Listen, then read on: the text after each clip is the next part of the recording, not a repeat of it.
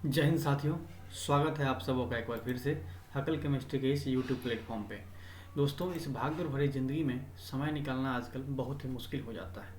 ठीक है, फिर भी हम आपके लिए लेकर के आए हैं एक बहुत ही इम्पोर्टेंट शानदार टॉपिक, जो कि बहुत ही इम्पोर्टेंट है। क्या आप बोले,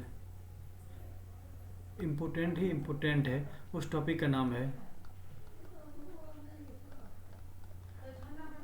रिएक्शन मैकेनिज्म। दोस्तों, रिएक्शन मैकेनिज्म के अंदर ये देखने को मिलता है, जैसा कि आप नाम से समझ रहे होंगे, जो कोई भी स्पीसीज अपने पास आर है और वह प्रोडक्ट पी बनाता है, तो वह एक्चुअली में यहाँ से लेकर के यहाँ तक जाने में किस पाथ को फॉलो कर रही है, कौन से पाथ को फॉलो कर रही है, तब जा कर के प्रोडक्ट पी बनता है। ठीक है, तो उसी को हम बोलते हैं मैकेनिज्म बोलते हैं। दोस्तों देखिए, सबसे पहले मैं आपको बता दूं, रिएक्शन मैकेनिज्म में आज हम कवर करेंगे कम्प्लीटली, जो नहीं जनरली कोई भी लोग नहीं करते। जनरली आपको टॉपिक दिलवा दिया जाता है रिएक्शन मैकेनिज्म और आपसे बोल दिया जाता है भाई साहब substitution reaction at sp3 carbon centre. फिर इसके बाद आपको बहुत सारे लिखा दिए जाते हैं, बहुत सारे अच्छे अच्छे लोग पढ़ाते हैं, मैं उनका विरोध नहीं करता, अच्छे पढ़ाते हैं। SN2, SN1, ठीक है ना, SNGP, उसके बाद SNI, ठीक है ना। तो बहुत सारे इस तरह से आपको पढ़ा दिए जाएंगे। एक्चुअली ये सब पढ़ाना बहुत ही आसान है, कोई बड़ी बात नहीं है। ठीक है, लेकिन देखो, इस चीज़ को हम कब कवर करेंगे, इसको हम कवर करेंगे सेकेंड पार्ट में। इसको हम कब कवर करेंगे, सेकेंड पार्ट में। जो अपना जो पार्ट होगा, सबसे पहले हम देखेंगे जो कब, अगर रिएक्शन मैकेनिज्म में अपन 3 पार्ट डिस्कस करेंगे। रिएक्शन मैकेनिज्म के अंदर अपन 3 पार्ट में इसको हम पढ़ेंगे। ठीक है, 3 पार्ट में क्या क्या पढ़ेंगे भाई साहब? 3 पार्ट में हम ये पढ़ेंगे, सबसे पहले पढ़ेंगे जो, देखो दूसरा तो पढ़ेंगे क्या, substitution reaction at sp3 carbon centre. Third part में पढ़ेंगे हम एलिमिनेशन रिएक्शन। और फर्स्ट पार्ट में क्या पढ़ेंगे, सबसे मेन यही है। फर्स्ट पार्ट में हम ये पढ़ेंगे कब जो है, किस तरह से हम कैटेगराइज करते हैं, किस तरह से कैटेगराइजेशन ऑफ एनी रिएक्शन,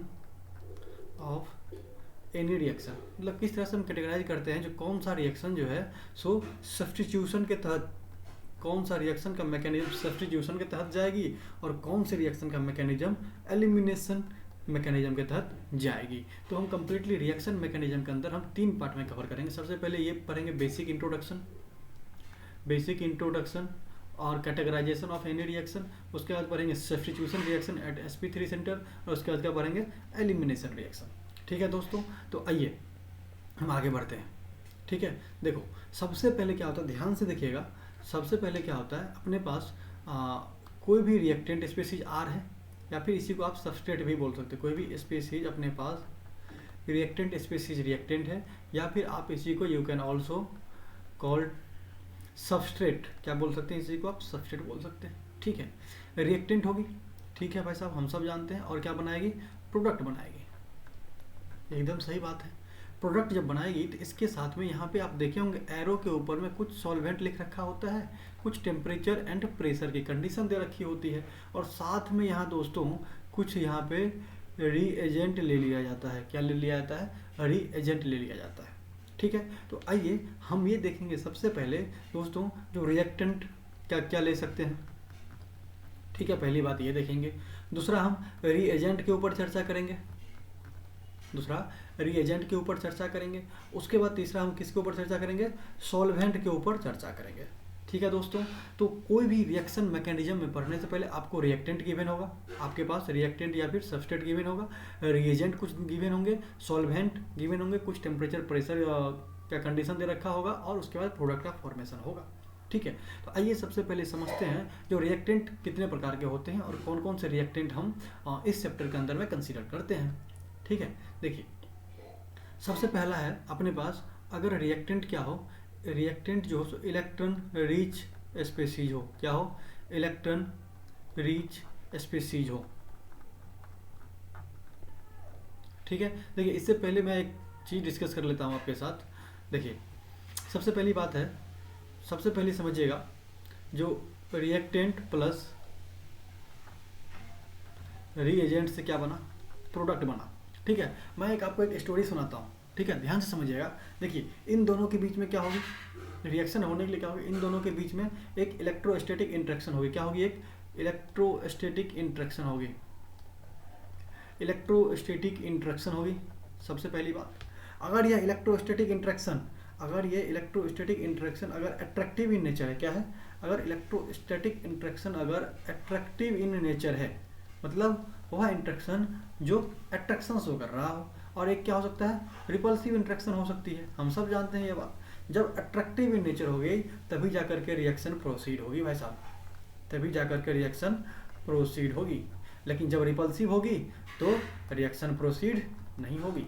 ये समझने वाली बात है। रिएक्शन प्रोसीड, इस केस में रिएक्शन क्या करेगी, प्रोसीड नहीं करेगी।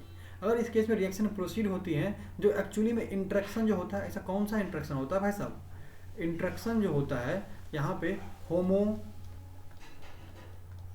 से लूमो के बीच में इंट्रैक्शन होता है। आप केमिकल बॉन्डिंग में पढ़े होंगे, होमो क्या होता है, हाईएस्ट ऑक्यूपाइड मॉलिक्यूलर ऑर्बिटल, और लोमो क्या होता है, lowest unoccupied molecular orbital. Highest occupied molecular orbital कहने का मतलब वह हुआ वह एलिमेंट या फिर एटम, ठीक है, उसके जो सबसे बाहर वाले सबसे आउटरमोस्ट मॉलिक्यूलर ऑर्बिटल हैं, उसमें क्या होने चाहिए, इलेक्ट्रॉन होने चाहिए, मतलब कि उसमें इलेक्ट्रॉन फील होनी चाहिए। और लोमो क्या होगा, लोमो वो होगा जिसमें कि वो सबसे पहला ऐसा अनऑक्यूपाइड मॉलिक्यूलर ऑर्बिटल जो क्या हो, वैकेंट हो, जो क्या हो, वैकेंट हो। ठीक है, तो हम इलेक्ट्रोस्टैटिक इंट्रैक्शन समझे। इलेक्ट्रोस्टैटिक इंट्रैक्शन के बाद देखिए, अगर दोनों के बीच में इलेक्ट्रोस्टैटिक इंट्रैक्शन होगी तो ऑब्वियसली बात है भाई साहब, दोनों के बीच में क्या होगी, कॉलिजन होगी। समझिएगा, एक स्टोरी है, ठीक है ना, कॉलिजन होगी। ठीक है, बहुत सारे कॉलिजन होंगे, इसमें से वही कॉलिजन इफेक्टिव होंगे। इसमें से कौन से कॉलिजन लेना है, वह कॉलिजन लेना है जो इफेक्टिव इन नेचर हो। क्या हो भाई साहब, इफेक्टिव इन नेचर हो। कॉलिजन क्या होना चाहिए, इफेक्टिव इन नेचर होना चाहिए। भाई साहब आप ऐसा क्यों बोल रहे हैं, जो इफेक्टिव इन नेचर कॉलिजन होना चाहिए। देखो मेरे कहने का मतलब ये है, कोई भी रिएक्शन अगर प्रोसीड करती है तो मान लीजिए ये उसका एनर्जी प्रोफाइल डायग्राम है, ये है, तो मान लीजिए यहाँ पे रिएक्टेंट स्पीशीज और यहाँ पे प्रोडक्ट बन रही है, तो यहाँ से लेकर के देखिए यहाँ से लेकर के यहाँ तक जो एनर्जी है उसको हम क्या बोलते हैं, एक्टिवेशन एनर्जी। मतलब इस रिएक्टेंट को ये एनर्जी का बैरियर क्रॉस करना पड़ेगा प्रोडक्ट बनाने के लिए। ये एक्टिवेशन एनर्जी कहाँ से मिलेगा, ठीक है ना, या तो आप इसको एक्सटर्नल तरीके से दे सकते हैं। क्या दे सकते हैं, एक्सटर्नल तरीके से आप एक्टिवेशन एनर्जी प्रोवाइड कर सकते हैं। किस तरीके से, थोड़ा बहुत आप हीट कर दीजिए, हीट करने से क्या होगा भाई साहब, हीट करने से क्या होगा, उसके बीच में कोलिजन बढ़ जाएंगे, और कोलिजन बढ़ जाएंगे तो आपको पता है कोलिजन में क्या होता है, एनर्जी गेन भी होता है और एनर्जी लॉस भी होता है। तो वह सारे उसके मॉलिक्यूल्स जो हैं जिसको आप हीट करेंगे, जो भी आप जिसके ऊपर आप रिएक्शन करवाना चाह रहे हैं, तो वो क्या होंगे, एनर्जी गेन करेंगे, और एनर्जी गेन करेंगे तो इस एनर्जी बैरियर को, एक्टिवेशन एनर्जी को क्रॉस कर जाएंगे, क्रॉस करके क्या बना लेंगे, प्रोडक्ट बना लेंगे। ठीक है, कोई दिक्कत नहीं होनी चाहिए। देखिए इतना करने के बाद इसके बाद क्या होगा, या तो मैकेनिज्म आपके क्या होंगे, या तो मैकेनिज्म आपके हो जाएंगे कंसर्टेड मैकेनिज्म। क्या हो जाएंगे, कंसर्टेड मैकेनिज्म हो जाएंगे। ठीक है, अगर कंसर्टेड मैकेनिज्म होंगे, कंसर्टेड मैकेनिज्म क्या होता है भाई साहब, कंसर्टेड मैकेनिज्म होता है जो ऐसा स्टेप जिसके अंदर क्या हो, बॉन्ड ब्रेकिंग एंड बॉन्ड का फॉर्मेशन क्या होगा, बॉन्ड का फॉर्मेशन क्या होगा, ये दोनों चीज क्या होगा, साइमल्टेनियसली होंगे। क्या होंगे, साथ होंगे। बॉन्ड का ब्रेकिंग एंड बॉन्ड का फॉर्मेशन क्या होंगे, साथ होंगे। तो हम लिख सकते हैं यहाँ पे, जो bond breaking and bond formation occur simultaneously.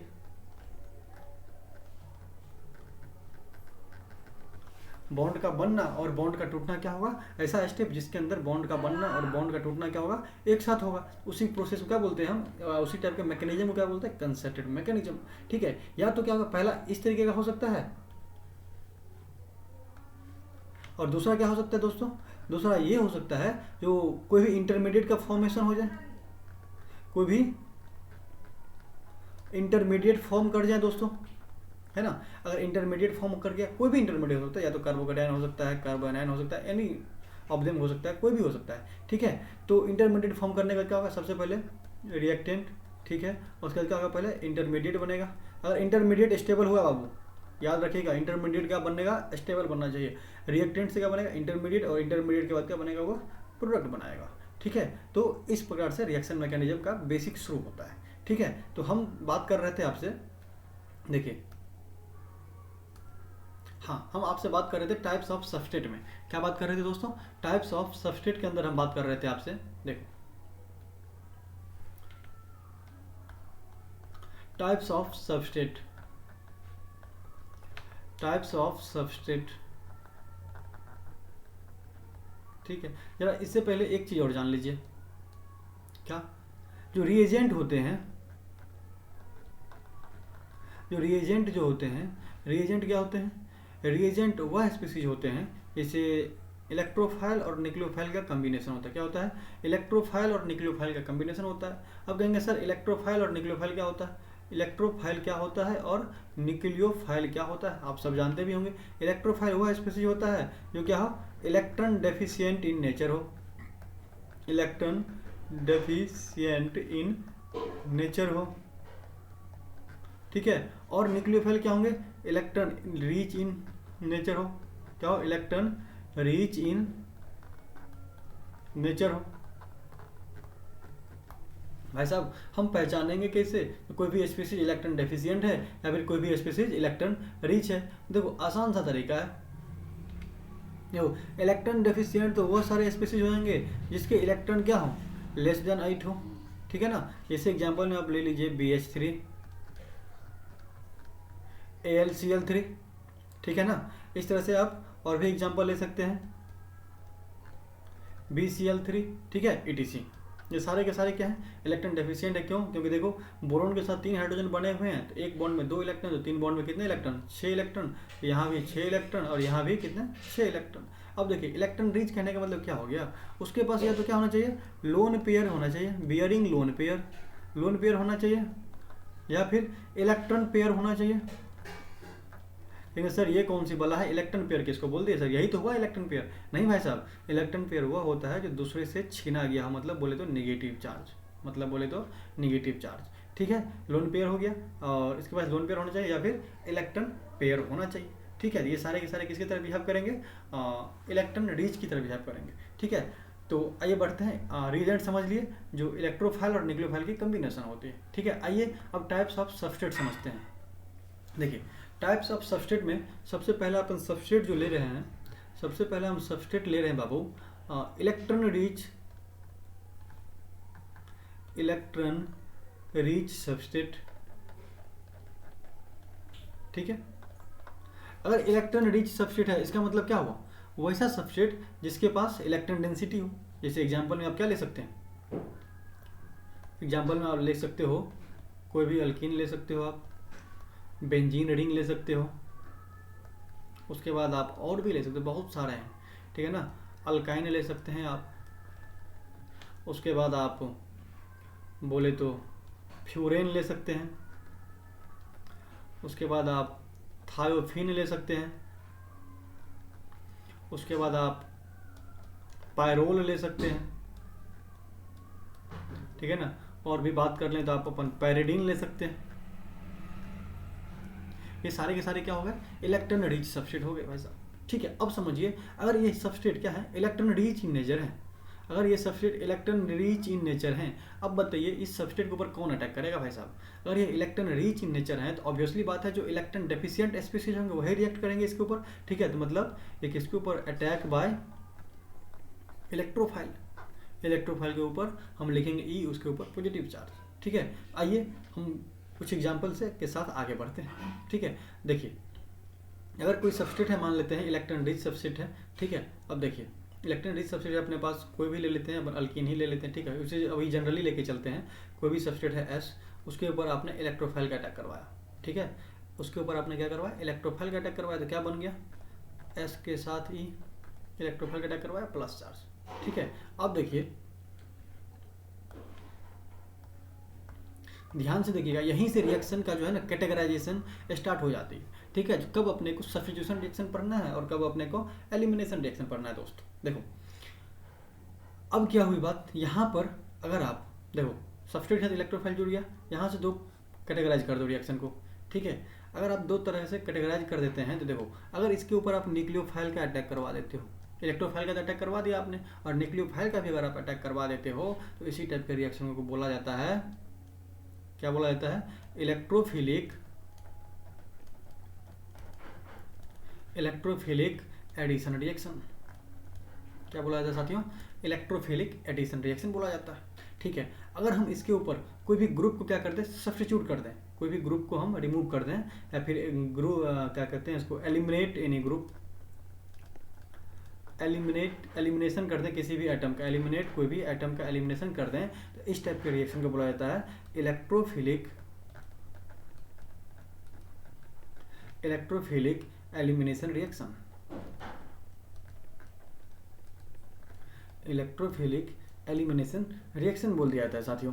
ठीक है, अब देखिए यहाँ से क्या हो गया, एलिमिनेशन हो गया, और यहाँ से क्या हो गया, इलेक्ट्रोफिलिक एडिशन रिएक्शन हो गया। क्यों, क्योंकि भाई साहब इलेक्ट्रोफाइल अटैक किया और साथ में इसका जो है इलेक्ट्रोफाइल के साथ होता है न्यूक्लियोफाइल के साथ, अगर इसके ऊपर प्लस चार्ज है तो कोई भी न्यूक्लियोफाइल निगेटिव चार्ज स्पेशली तो इसके ऊपर अटैक तो कर ही सकता है, तो इसी को क्या बोल देंगे, इलेक्ट्रोफिलिक एडिशन रिएक्शन बोल देंगे। ठीक है, देखिए ये बात हम समझ गए। आइए समझते हैं इसको, हम एक एग्जाम्पल के साथ समझते हैं। ठीक है,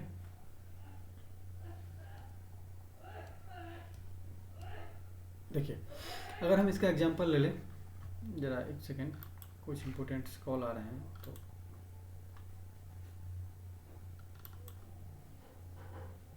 आइए साथियों देखते हैं। फिर से हम यहाँ डिस्कस कर रहे थे आपके साथ, हाँ यहाँ डिस्कस कर रहे थे, देखिए ठीक है, कहाँ थे,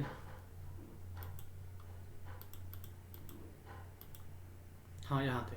देखिए इसको जो है या तो इलेक्ट्रोफिलिक एलिमिनेशन रिएक्शन, या फिर आप क्या किए हैं, किसी एक ग्रुप को सब्स्टिट्यूट किए हैं, मतलब हटा दिए हैं। ठीक है ना, इसी को हम ये भी बोल सकते हैं जो इलेक्ट्रोफिलिक सब्स्टिट्यूशन रिएक्शन, क्या बोल सकते हैं, इलेक्ट्रोफिलिक सब्स्टिट्यूशन रिएक्शन भी बोल सकते हैं इसी को। ठीक है, इसी को हम बोल सकते हैं इलेक्ट्रोफिलिक सब्स्टिट्यूशन रिएक्शन बोल सकते हैं, इलेक्ट्रोफिलिक सब्स्टिट्यूशन रिएक्शन बोल सकते हैं। ठीक है, आइए इसको हम एग्जाम्पल से समझते हैं। देखिए सबसे पहले इलेक्ट्रोफिलिक सब्स्टिट्यूशन रिएक्शन और इलेक्ट्रोफिलिक एडिशन रिएक्शन। देखिए इलेक्ट्रोफिलिक एडिशन रिएक्शन और इलेक्ट्रोफिलिक सब्स्टिट्यूशन रिएक्शन। देखिए सबसे पहले इलेक्ट्रोफिलिक एडिशन रिएक्शन को समझिए, समझ रहे हैं, अपने पास कोई भी अल्कीन है, ठीक है साथियों, इसके ऊपर अगर अपन HBr का अटैक करवा रहे हैं, किसका अटैक करवा रहे हैं, HBr का अटैक करवा रहे हैं। ठीक है, और हमसे भली भांति जानते हैं जो हेलोजन ग्रुप का है तो इसके ऊपर पार्शियल नेगेटिव चार्ज होंगे और हाइड्रोजन के ऊपर पार्शियल पॉजिटिव चार्ज होंगे। यह जो इलेक्ट्रॉन डेंसिटी है, ये जो इलेक्ट्रॉन डेंसिटी क्या है, इलेक्ट्रॉन रिच इन नेचर है, तो क्या करेंगे, ये इलेक्ट्रॉन डेंसिटी ये H पे आके अटैक कर देंगे। ठीक है दोस्तों, देखिए क्या बना लेगा, ये कार्बन कार्बन ये बॉन्ड था, और मान लेते हैं जो इससे हाइड्रोजन चिपक गया। ठीक है, इसके ऊपर क्या आ जाएगा साथियों, प्लस चार्ज। देखो पिछले अभी जो पढ़ रहे थे उसमें भी यही बन रहा था। देखो कोई भी इलेक्ट्रोफाइल है, सबस्ट्रेट के ऊपर आके चिपकेगा, सबस्ट्रेट के ऊपर आके चिपकेगा तो पॉजिटिव चार्ज तो आएगा। पॉजिटिव चार्ज आने के बाद या तो किसी ग्रुप का एलिमिनेशन कर दें या फिर उसके ऊपर न्यूक्लियोफाइल का अटैक करवा देंगे। अगर न्यूक्लियोफाइल का अटैक करवा देंगे तो इलेक्ट्रोफिलिक एडिशन रिएक्शन हो जाएंगी, और किसी भी ग्रुप को सब्स्टिट्यूट कर देंगे तो उस टाइप के रिएक्शन को हम बोल देंगे इलेक्ट्रोफिलिक सब्स्टिट्यूशन रिएक्शन। ठीक है, देखिए ये था। तो अब इसके ऊपर क्या करवा देते हैं हम, अपने पास Br माइनस था तो Br माइनस का अटैक करवा दीजिए दोस्तों। Br माइनस के अटैक करवाने के बाद देखिए क्या बन जाएगा, Br माइनस के बाद अटैक करवा दिया तो क्या बन गया, यहाँ पे H और यहाँ पे Br। देखिए क्या आप इलेक्ट्रोफाइल, ये था इलेक्ट्रोफाइल और ये क्या था न्यूक्लियोफाइल, दोनों आपस में कंबाइन थे तो इसी को बोलते हैं रिएजेंट। ठीक है, अब देखिए दोनों का क्या हो गया, एडिशन हो गया, तो इसी टाइप के हम रिएक्शन को क्या बोलते हैं, इलेक्ट्रोफिलिक एडिशन रिएक्शन बोलते हैं। क्या बोलते हैं दोस्तों, इसी टाइप के रिएक्शन को हम बोलते हैं। देखो हो सकता है वीडियो थोड़ा सा लंबा बन जाए, ठीक है ना, तो आपको अगर समझना है रिएक्शन मैकेनिज्म समझनी है तो थोड़ा बहुत आपको देखना होगा। तो इसी टाइप के हम रिएक्शन को क्या बोलते हैं, इलेक्ट्रोफिलिक एडिशन रिएक्शन। ठीक है, अब देखो दूसरी तरफ चलते हैं हम, इलेक्ट्रोफिलिक सब्स्टिट्यूशन रिएक्शन। ठीक है, देखो दोस्तों, अगर अपने पास कोई भी इलेक्ट्रॉन रिच स्पीसीज है, अपने पास इलेक्ट्रॉन रिच स्पीसीज मान लेते हैं बेंजीन है प्लस यह अपने पास नाइट्रोजन है, ठीक है, NO2 है, ठीक है, देख लीजिए यह NO2 है, इसके ऊपर क्या है, प्लस चार्ज, ठीक है, इलेक्ट्रोफाइल होंगे, ठीक है। अब देखिए ये इलेक्ट्रॉन क्या है, पाई डेंसिटी है, इलेक्ट्रॉनिक क्लॉड है, तो ये क्या किया, नाइट्रोजन के ऊपर जो प्लस चार्ज है उस पर जाकर के ये अटैक कर दिया, ये यहाँ से उठा और इसके ऊपर जाकर के अटैक कर दिया और ये बॉन्ड ओपन कर दिया, ठीक है। देखो क्या हुआ, ये था अपने पास, ये था, ठीक है, यहाँ से मान लेते हैं यह NO2 बन गया, ठीक है। और देखिए ध्यान से, इसके ऊपर क्या आ जाएगा, प्लस चार्ज, और एक था हाइड्रोजन और यहाँ पे था एक हाइड्रोजन पहले से, ठीक है। अब देखिए एरोमेटिसिटी, ये जो एरोमेटाइज्ड रिंग था, ये जो एरोमेटिक रिंग था, आपने जिसकी एरोमेटिक डिस्टर्ब कर दी, एरोमेटिक का जो करेक्टर था उसको आपने डिस्टर्ब कर दिया, यहाँ पे कितना था 6 पाई इलेक्ट्रॉन और यहाँ पे कितना हो गया 4 पाई इलेक्ट्रॉन। तो इसी एरोमेटिसिटी को मेंटेन रखने के लिए क्या करता है दोस्तों, इसी एरोमेटिसिटी को मेंटेन रखने के लिए करता है, इस H प्लस को लूज करवा करके अपना एरोमेटिसिटी मेंटेन कर लेता है। क्या हो गया ये NO2। अब देखो आपने क्या बाहर निकाल दिया H प्लस, मतलब NO2 को लगाने के लिए किसी एक ग्रुप को आपको सब्स्टिट्यूट करना पड़ा, मतलब हटाना पड़ा, ठीक है। तो इसी टाइप के रिएक्शन को हम बोल देते हैं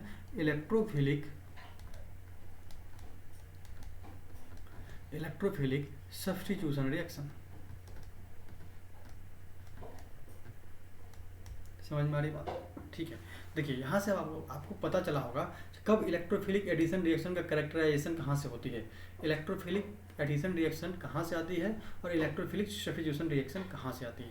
देखो दोस्तों, मुझे भी अगर बताना होता तो हम सीधा रिएक्शन मैकेनिज्म के अंदर SN1 SN2 से हम स्टार्ट करते हैं, ठीक है, नहीं, लेकिन उसके पीछे का कुछ ज़मीन तैयार करना होता है, उसी को समझिए, ठीक है। आगे देखिए, इसके बाद हम समझते हैं, देखो सबसे फर्स्ट पेज में देखो, इसके बाद ये समझना होता है जो लिविंग ग्रुप क्या होता है, ठीक है, रिएजेंट समझ लिए। अब समझिए लिविंग ग्रुप क्या होता है, लिविंग ग्रुप क्या होते हैं। लिविंग ग्रुप होते हैं वह स्पीसीज, मान लीजिए हम इसको, चलिए हम Lg से इसको डिनोट करता हूँ। लिविंग ग्रुप क्या होता है, जो लिव करे, जो रिएक्टेंट को छोड़ करके बाहर निकल जाए। लिविंग ग्रुप दो प्रकार का हो सकता है दोस्तों, एक हो सकता है बैड लिविंग ग्रुप, और एक हो सकता है good leaving group. Bad leaving group वह आ जाएंगे जो सेकेंड पीरियड के होंगे। कहाँ से होंगे, सेकेंड पीरियड के होंगे। कौन कौन से होंगे भाई साहब, H2 minus, NH2 minus, RNH minus, ठीक है, ETC, इसी प्रकार के होंगे सारे के सारे, ठीक है। और टेक्निकल एरर आ गया फिर से,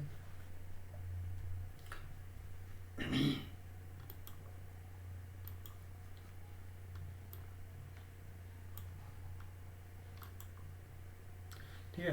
देखो कोई भी पेन काम नहीं कर रहा,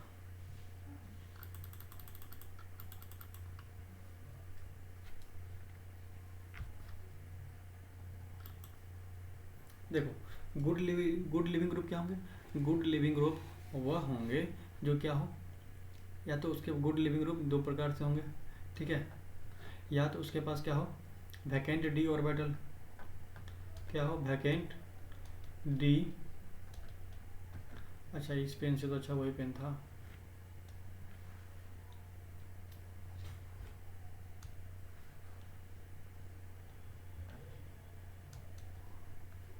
देखिए क्या होनी चाहिए, वह लिविंग ग्रुप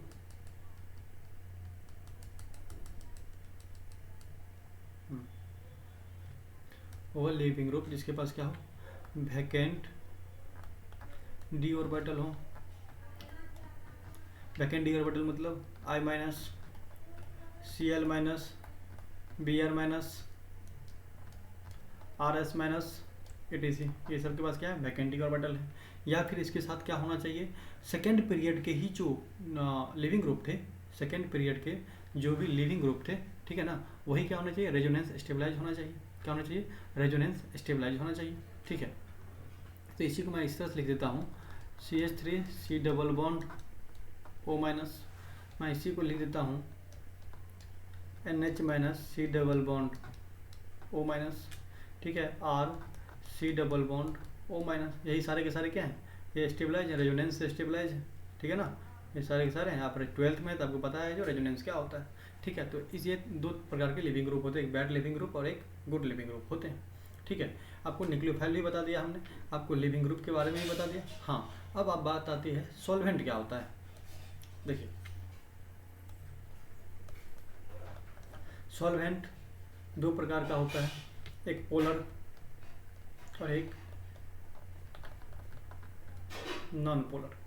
पोलर कहने का मतलब जिसके पास H बॉन्ड हो या फिर हाइड्रोजन प्रेजेंट हो, आप ऐसे ही बोल सकते हैं, या फिर जिसके पास H बॉन्ड ना हो या फिर हाइड्रोजन ना हो। जैसे H बॉन्ड ना हो जनरली, क्योंकि CCl4, बेंजीन, ये सब क्या है, टोल्यूल, ये सब क्या है, नॉन पोलर सॉल्वेंट है, ठीक है। पोलर सॉल्वेंट भी दो प्रकार के होते हैं।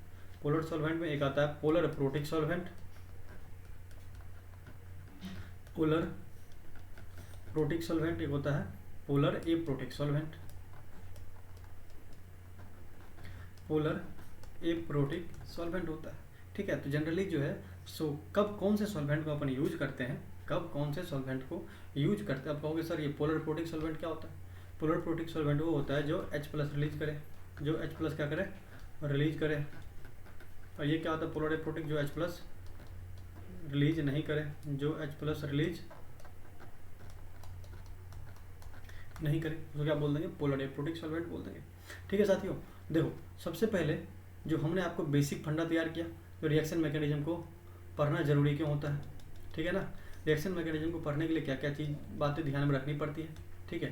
देखो ठीक है, तो सबसे पहले रिएक्टेंट समझे, ठीक है, रिएक्टेंट के साथ जो रिएजेंट लेना होता है उसको समझे अपन, ठीक है। उसके बाद सॉल्वेंट को समझे, ठीक है। और किस तरह से मैकेनिज्म डिस्क्राइब करते हैं, कब कौन सा मैकेनिज्म आता है, वो भी हम समझ चुके हैं, ठीक है। तो बहुत सारी बातें हम समझे हैं आज के इस लेक्चर में, ठीक है। तो मिलते हैं, यही अभी बेसिक कुछ बचा हुआ है, बेसिक इसमें कुछ बचा हुआ है, ठीक है। और नेक्स्ट क्लास में ही हम स्टार्ट कर लेंगे nucleophilic substitution reaction at sp3 carbon atom, nucleophilic substitution reaction at sp3 carbon atom. तो फिर वहाँ से हम SN1 SN2 पढ़ना शुरू कर देंगे, ठीक है साथियों।